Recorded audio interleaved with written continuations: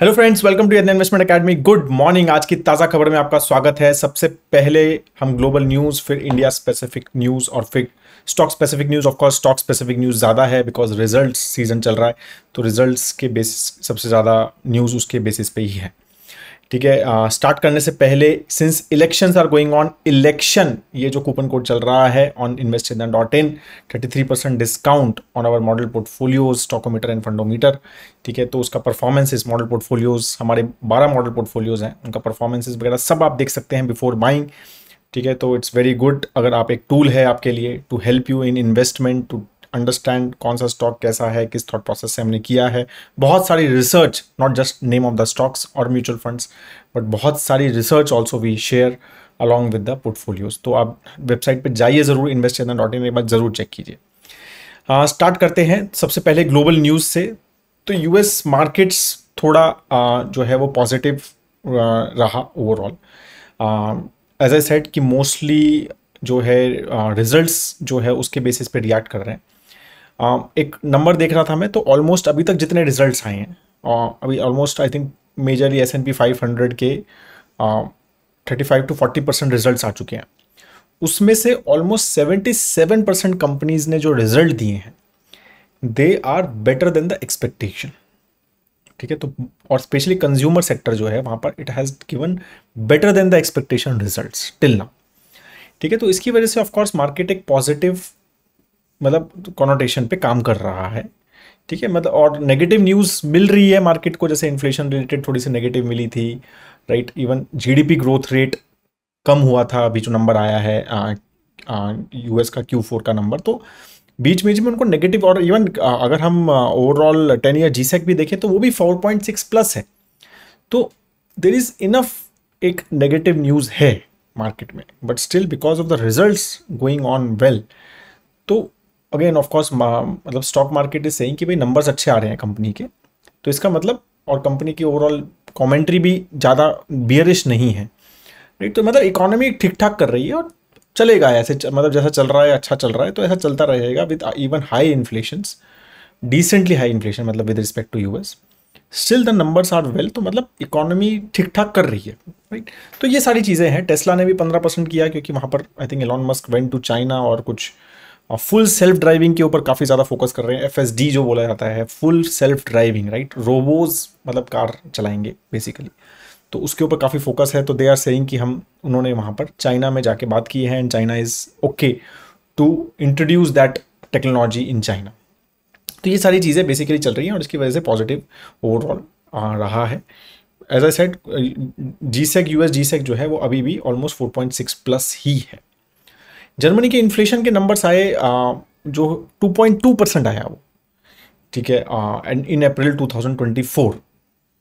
तो अगेन मैंने जैसे बोल रहा हूँ कि इन्फ्लेशन नंबर्स ग्लोबली जो है वो कम हो रहे हैं, राइट। मतलब अगर हम 2020 से पहले भी देखेंगे, तो जर्मनी जो है वो हमेशा 0 to 2% इन्फ्लेशन में रहा है, राइट। अब ये ऑलमोस्ट 2.2% आ गया है, तो मतलब इन्फ्लेशन नंबर अभी हो सकता है कि इंटरेस्ट रेट्स गिरने शुरू हुए हैं। जर्मनी तो एनीवेज एक जीडीपी डिग्रोथ भी चल रहा है वहाँ पे, राइट। तो ये सारी चीज़ें, एक थोड़ा सा ये है कि भाई एक इन्फ्लेशन जो है ग्लोबली, एटलीस्ट अभी तो एक मे बी टाइम पीरियड है, कई लोग कह रहे हैं it will rebound back and all those things, ठीक है। तो बट अभी जो करंटली ऐसा लग रहा है कि इन्फ्लेशन एक ठीक ठाक लेवल्स पे है ग्लोबली। कुछ इंडिया स्पेसिफिक न्यूज़ के बारे में बात करें तो ई कॉमर्स मार्केट जो है, एक रिपोर्ट आई है on which is invest India करके, एक इन्वेस्टमेंट प्रमोशन एजेंसी है गवर्नमेंट ऑफ इंडिया की। तो उन्होंने एक रिपोर्ट दी है, उन्होंने कहा है कि भाई ई कॉमर्स इंडिया में $325 बिलियन की कंपनी बन जा सकती है इन नेक्स्ट 6 ईयर्स। अभी $70 बिलियन है, तो they are saying almost like 4.5 times the current market India's e commerce will increase, right. तो काफ़ी बड़ा उन्होंने ग्रोथ दिया है ई कॉमर्स सेक्टर में। और तो ओवरऑल उन्होंने कहा नेशन की जो डिजिटल इकोनॉमी है वही $800 बिलियन की जो है वो बन जाएगी, उसमें से $325 बिलियन ई कॉमर्स हो जाएगा। तो ये काफ़ी बड़ा नंबर है, ठीक है। और I am sure lot of Indian मतलब ई कॉमर्स कंपनीज जो हैं वो लिस्टेड भी हो गई हैं अब तो, जोमेटो हो गया, स्विगी भी लिस्ट होने वाला है, नाइका है, राइट। तो लॉट ऑफ और बाकी सब कंपनीज, रिलायंस है, उनके भी ई कॉमर्स वेंचर्स हैं, बाकी सारी बड़ी companies, retail companies, even DMart का भी e commerce, DMart ready, they are promoting a lot. तो मतलब all the retail and consumer driven company, D2C brands जो काफ़ी चल रहे हैं, तो ई कॉमर्स डेफिनेटली एक प्ले काफ़ी बड़ा चल रहा है। और जिस तरह की ये रिपोर्ट है तो डेफिनेटली एक काफ़ी big opportunity we have in the offing. एक और रिपोर्ट आई, टाइम्स ऑफ इंडिया वालों ने कहा है कि भाई अगर ये गवर्नमेंट, करंट गवर्नमेंट जो है, ये चार्ज लेती है अगेन आफ्टर इलेक्शन, तो एक बहुत बड़ा इंसेंटिव स्कीम लॉन्च होने वाला है सेमीकंडक्टर में इंडिया में। ठीक है, तो मतलब ऑलमोस्ट ऑलरेडी 76,000 करोड़ रुपीज़ का पैकेज दिसंबर 2021 में लॉन्च हो चुका है। बट दे आर सेइंग कि इसमें काफ़ी बड़ा और भी बड़ा होने वाला है, बिकॉज काफ़ी सारे जो एसोसिएशंस हैं वो यही बात कर रही है कि भाई सेमीकंडक्टर जो है ना, उसको एक स्ट्रैटेजिक सेक्टर की तरह देखना चाहिए गवर्नमेंट को, right. Because we can not be dependent from semiconductor perspective on other countries. ठीक है, तो it's like a new oil, मतलब data is a new oil. I know कि काफ़ी सारी चीज़ें चल रही हैं, बट ये भी एक इलेक्ट्रॉनिक्स या आर्टिफिशियल इंटेलिजेंस जो भी बात हो रही है फ्यूचर में, तो ये उसका मेन कंपोनेंट है, राइट। तो इट्स लाइक अ ऑयल, जिससे एनर्जी मिल रही है, जिससे वो चीज़ है, राइट। तो वो सारी चीज़ें चल रही है, तो इसलिए काफ़ी ज़्यादा इस चीज़ के ऊपर सेमीकंडक्टर स्टॉक्स रिलेटेड जो हैं, इसके ऊपर काफ़ी एक अच्छा फोकस हो सकता है। चाहे किस तरह से भी आप इन्वॉल्व हो, आप सेमीकंडक्टर, मेरा वैल्यू चेन देखा होगा आपने, तो किसी तरह से भी आप इन्वॉल्व हो उसमें, ऑब्वियसली एक बड़ा वैल्यू चेन है उसका। तो आप ज़रूरी नहीं है कि एकदम बहुत ही ज़्यादा हाई टेक जॉब कर रहे हैं, मतलब टू मेक चिप्स वगैरह सारी चीज़ों में। तो एक OSAT वगैरह जो है, वो सारी चीज़ असेंबली वगैरह में भी अगर आप काम कर रहे हैं, तो वहाँ पर भी अपॉर्चुनिटी काफ़ी बड़ी है। कल जो है मार्केट ऑलमोस्ट 1% प्लस बढ़ा, राइट। तो कई क्वेश्चंस आए, तो मेजरली बैंकिंग ड्रिवन रैली थी, रेयरली वैसा होता है। तो ICICI बैंक के रिजल्ट्स काफ़ी अच्छे आए हैं, राइट। तो कुछ कुछ बैंक्स के रिजल्ट एक एक्सपेक्टेशन से ज़्यादा अच्छे आए हैं। तो इस वजह से जो है ओवरऑल एक थोड़ा हर बैंक्स में, मतलब मेजरली सभी में, अगर हम ICICI बैंक देखें, SBI देखें, इंडियन बैंक, AU स्मॉल की न्यूज़ भी है मेरे पास, IDBI, union bank, bank of India, bank of Maharashtra, तो इन सब में 3 से 5% की रैली हुई कर।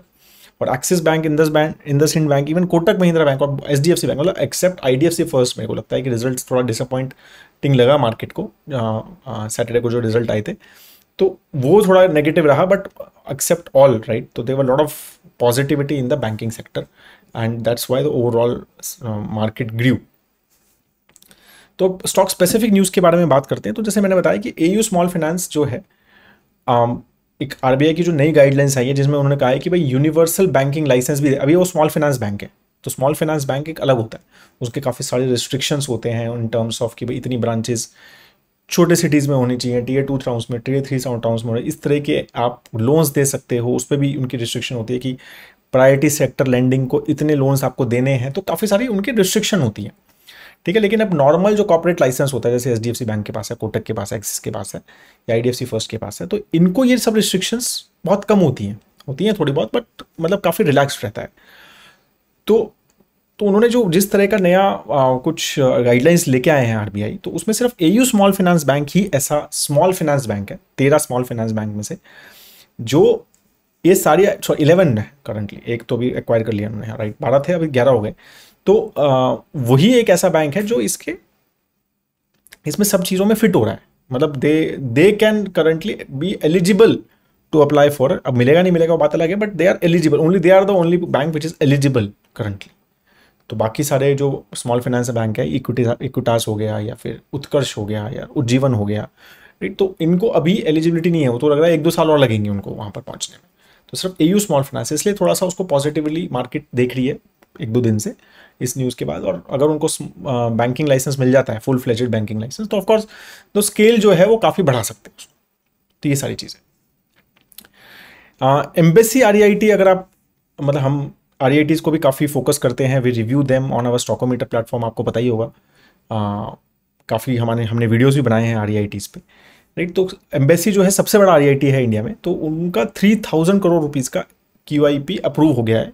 ठीक है, they are planning to actually buy Embassy का, जो उनके प्रोमोटर है उनका सेपरेट एक चेन्नई में स्प्लेंडिड टेक जोन है, तो उसको बाय करने का भी प्लान है, और उसमें 3,000 करोड़ का उन्होंने QIP लाने का प्रोग्राम है, जिसमें वो और भी ग्रोथ चीज़ें करेंगे बेसिकली। ठीक है, तो ये चीज़ें उसमें चल रही हैं। बाकी रिजल्ट्स के बारे में बात करना शुरू कर देते हैं।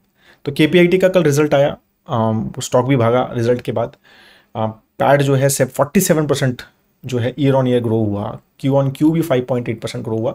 तो मतलब जो बाकी IT सेक्टर के रिजल्ट्स हैं उसका इस पर इम्पैक्ट नहीं हुआ, इसकी वजह से मार्केट ने कहा है तो बहुत ही बढ़िया, राइट। तो 47% का ईयर ऑन ईयर ग्रोथ जो है ओवरऑल पैट में रहा। रेवेन्यू भी अगर हम बात करें तो 29% का Q4 में रेवेन्यू ग्रो हुआ। एबिटा मार्जिन भी एक्सपैंड हुआ, राइट। कांस्टेंट करेंसी टर्म्स में जो है से 39% का ग्रोथ जो है ओवरऑल कंपनी ने दिखाया। ठीक है, तो इस तरह से अगर इवन जो FY25 की जो आउटलुक है वो भी उन्होंने बोला है कि 18 से 22% की रेवेन्यू ग्रोथ, जो कि 29% की हुई लास्ट ईयर, अब थोड़े से कम की है उन्होंने, 18 से 22% उन्होंने रेवेन्यू ग्रोथ एक्सपेक्ट की है। और उन्होंने कहा है कि भाई हम जो है focus more on China India type की जोग्राफीज़ में, एशियन जोग्राफीज़ में ज़्यादा फोकस कर रहे हैं, जबकि उनका major revenue almost 50% share of revenue जो है उनका यूरोप से आता है करंटली। ठीक है, तो इस तरह से उनका है, तो काफ़ी अच्छा रिजल्ट ओवरऑल कंपनी ने दिया, स्पेसिफिकली IT। तो डेफिनेटली जिस सेगमेंट में वो हैं तो वो इतना ज़्यादा इम्पैक्टेड नहीं है, क्योंकि ऑटोमेशन में है, ऑटो सेक्टर के ऑटोमेशन में है। तो बहुत ज़्यादा companies are spending on it, and companies have realise कि भाई इसके बिना नहीं हो। स्पेशली जिस तरह से ये FSD वगैरह की बात करी थी ना मैंने, तो वो सारी चीज़ों में कंपनी को मतलब इससे काफ़ी अच्छी टेलविंड्स मिल रही हैं उस सेगमेंट की। पूना वाला फिनकॉर्प का भी रिजल्ट आया कल, परिमल ने लाइव सेशन ही किया था इसके ऊपर। Again pretty good result. अगर FY24 की बात करें ओवरऑल तो 57% का ग्रोथ हुआ टोटल इनकम में, राइट। पैट में 83% का ग्रोथ। Q4 की बात करें तो अगेन 84% का ग्रोथ, 59% का ईयर ऑन ईयर Q4 में। ठीक है, तो नंबर काफ़ी अच्छे रहे। AUM overall 55% year on year बढ़ा, 14% Q-on-Q बढ़ा, पैट 84% ईयर ऑन ईयर बढ़ा। तो एक और GNPS भी सिर्फ 1.16% रह गए, तो वो डिक्रीज हो रहे हैं कंसिस्टेंटली। NPS नेट NPS जो है वो भी 0.59%, वो भी Q-on-Q भी और ईयर ऑन ईयर भी डिक्रीज हुए हैं। NIMs 11% के, तो very good numbers on NIMs, and they have also increased a bit on Q-on-Q levels. तो हर चीज़ अच्छी रही है। बाकी as I said, Parimal has made a more, तो he has discussed in detail about it. UltraTech का भी रिजल्ट आया, pretty good result. Net profit 35% से ओवरऑल ग्रो हुआ है।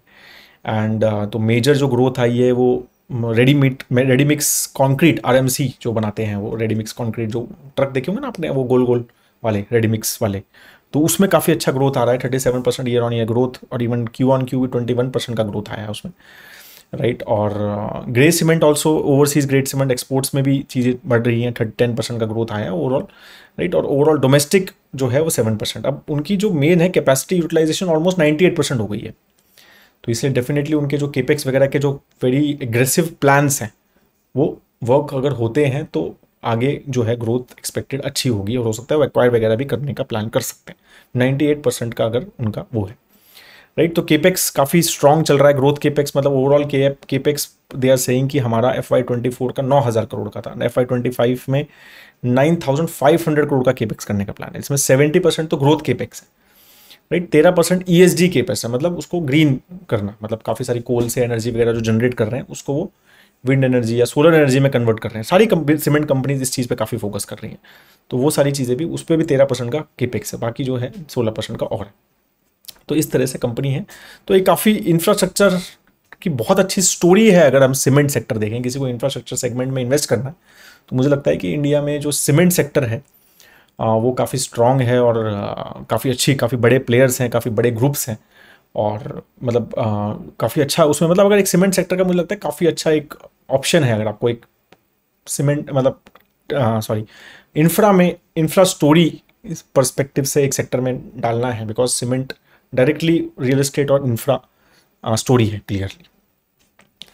टाटा केमिकल्स का रिजल्ट अच्छा नहीं आया, तो again very chemicals, specially this type of chemical company जो जैसे वो है सोडा ऐश में, राइट, वो काफ़ी ज़्यादा क्या कहते हैं, एक सिक्लिकल टाइप की कंपनी रही है।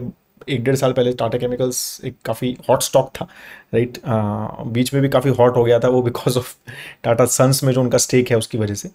बट रिजल्ट्स जो आए हैं वो इतने अच्छे नहीं हैं। नेट लॉस दिया उन्होंने 850 करोड़ का नेट लॉस दिया, राइट। और तो ऑफ कोर्स उसमें कुछ वन टाइम लॉसेस थे ऑलमोस्ट, काफ़ी, मतलब मेरे ख्याल से 900 साढ़े 900 करोड़ का कुछ वन टाइम उन्होंने एक लॉस बुक किया है अपनी किसी फैसिलिटी में। बट ओवरऑल रेवेन्यू भी 21% से गिरा है, ठीक है। तो और तो उसमें मतलब उन्होंने कहा है कि वे सोडा ऐश जो उनका मेजरली 2/3 उनका जो सेल्स वॉल्यूम आता है सोडा ऐश से आता है। सोडा ऐश जो है वो काफ़ी सारे उनके उसके बहुत सारे चीज़ें में यूज़ होता है, ग्लास वगैरह में मेजरली यूज़ होता है। इवन मतलब ये भी बात हो रही थी जब बढ़ रहा था स्टॉक 1-2 साल पहले कि सोडा ऐश जो है काफ़ी ज़्यादा इवन मतलब इलेक्ट्रिक जो ये होते हैं सेमीकंडक्टर होते हैं या फिर I would say solar panels होते हैं उसके भी प्रोडक्ट्स में काफ़ी सारी चीज़ें यूज़ होता है वो। But currently the price currently consistently soda ash के ग्लोबली डिक्रीज हो रही है, ठीक है। कंपनी ने भी ऑलमोस्ट 5 बार जो है लास्ट 1 साल में अपने प्राइस कट कर चुकी है। तो इसकी वजह से ऑफकोर्स वो रेवेन्यू और बंद हो रहा है, कम हो रहा है। ट्रेंड का भी रिजल्ट आया। ट्रेंड का रिजल्ट हमेशा ही ज़बरदस्त आ रहा है। 12 वेस्ट साइड स्टोर्स खोले उन्होंने इस क्वार्टर में, 86 जूडियो स्टोर्स खोले हैं उन्होंने इस क्वार्टर में। 51% का रेवेन्यू ग्रोथ आया है। प्रॉफिट तो वन टाइम एक प्रॉफिट 550 करोड़ 560 करोड़ का वन टाइम प्रॉफिट कुछ बुक किया है उन्होंने, तो उसकी वजह से काफ़ी एक मतलब 712 करोड़ का प्रॉफिट दिख रहा है। But again actually we should not consider that. But revenue जो है वो 50% का ग्रोथ Q4 में। तो एक कंपनी विच मतलब आई थिंक वी मिस्ड, अगर हम अपने मॉडल पोर्टफोलियो पर्सपेक्टिव से देखें, पूना वाला हमारे मॉडल पोर्टफोलियो में है जिसके बहुत अच्छे रिजल्ट्स आए हैं। तो कुछ कुछ हैं हमारे मॉडल पोर्टफोलियो में, तो पूना वाला इज़ वन ऑफ देम जो हमारी कंपनी है जो मॉडल पोर्टफोलियोज़ में है। KPIT हमारे मॉडल पोर्टफोलियोज़ में है, अल्ट्राटेक भी मॉडल पोर्टफोलियोज़ में है, राइट। बट ये एक कंपनी है ट्रेंड जो मुझे लगता है कि मतलब the way they are growing, the way their valuations are, तो वो सब चीज़ों में थोड़े से हमें लगता है कभी कभी कि हमारी शॉर्टलिस्ट में काफ़ी टाइम तक रही, एक आध दो बार बीच में आई भी गई भी, बट एक कंसिस्टेंटली इस स्टॉक को जो है हम रख नहीं पाए। But again we are very closely watching it, valuations are still definitely a concern on it. BSE का शेयर ऑलमोस्ट 18% गिरा बिकॉज ऑफ एक रेगुलेटरी फ़ी जो है BS चेंज किया सेबी ने। उन्होंने कहा भाई रेगुलेटरी फ़ी जो है आप नोशनल वैल्यू पे ऑप्शनल कॉन्ट्रैक्ट के दिया करो हमें, अभी वो प्रीमियम वैल्यू पे दे रहे थे, तो उसकी वजह से कुछ एक वन टाइम इम्पैक्ट उनके ओवरऑल प्रॉफिट्स पे रह सकता है। इसकी वजह से 18% जो है स्टॉक बाहर काफ़ी अच्छा ग्रो किया है। हमारा आपने वीडियो भी देखा होगा on BSE versus MCX versus IEX, जो तीन एक तरह के एक्सचेंजेस लिस्टेड हैं और काफ़ी अच्छा उनमें से दो ने बहुत ज़बरदस्त रिटर्न दिए हैं लास्ट 1 साल में। वो क्यों दिए हैं, क्या दिए हैं, तो आपने अगर वीडियो नहीं देखा है तो स्टॉकोमीटर पे ज़रूर देखिएगा। रिजल्ट्स जो है आज आने वाले हैं वो इंडस्टार, इंडियन ऑयल, अदानी के 2 स्टॉक्स पे, अदानी एनर्जी और अदानी टोटल, हैवेल्स का रिजल्ट आएगा, REC का रिजल्ट आएगा आज। तो ये रिजल्ट्स जो है हमारी जो टीम है definitely we will watch and work on it, ठीक है। That is all on the news today. एक छोटा सा नॉलेज सेक्शन कर लेते हैं।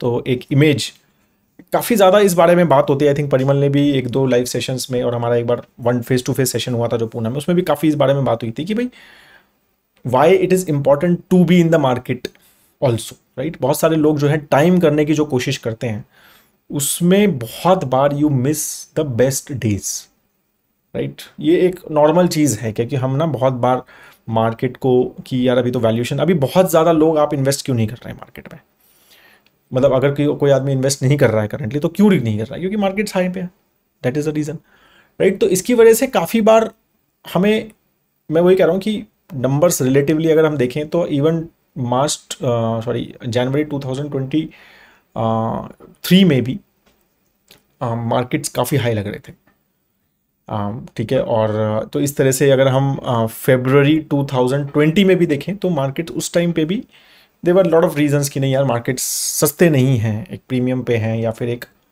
अबव एवरेज वैल्यूएशंस पे हैं, तो ये वाली बात उस टाइम भी चल रही थी। तो बेसिकली मैं ये नहीं कह रहा हूँ कि अभी बहुत पैसा डालो ये सब करो, माई पॉइंट इज़ कि इट इज़ इम्पॉर्टेंट दैट आप बहुत ज़्यादा मार्केट को टाइम या मार्केट में अब घुसना है या एंटर करना है, उसमें क्या गड़बड़ हो जाती है, उसमें क्या होता है कि कई बार हम बहुत अच्छे दिन मिस कर जाते हैं, ठीक है। अभी देखो इंटरेस्टिंग, बहुत ज़बरदस्त चार्ट है, ये फंड्स इंडिया की एक रिपोर्ट से है। तो उन्होंने कहा है कि भाई अगर 10 लाख रुपए इन्वेस्ट किए होते निफ्टी में 2005 में, और इन्होंने ये शायद 28 फरवरी 2024 तक का डेटा है, तो किसी ने 2005 में अगर मतलब इन्वेस्ट किया होता 10 लाख रुपए, तो उसके अभी 1.3 करोड़ होते, ठीक है, 2005 से 2024 तक, ठीक है, ऑलमोस्ट 20 साल में। और पूरा अगर करता वो, लेकिन अगर वो सिर्फ 5 सबसे अच्छे दिन मिस कर देता, 5 सबसे अच्छे दिन टाइम करने के चक्कर में, तो 84 लाख ही होते उसके पास। तो उसका क्या अगर होता है 11.8%। और अगर वो 10 सबसे अच्छे दिन मिस कर दे तो हाफ हो जाता उसका, 1.3 करोड़ से 62 लाख से 10% का क्या कर।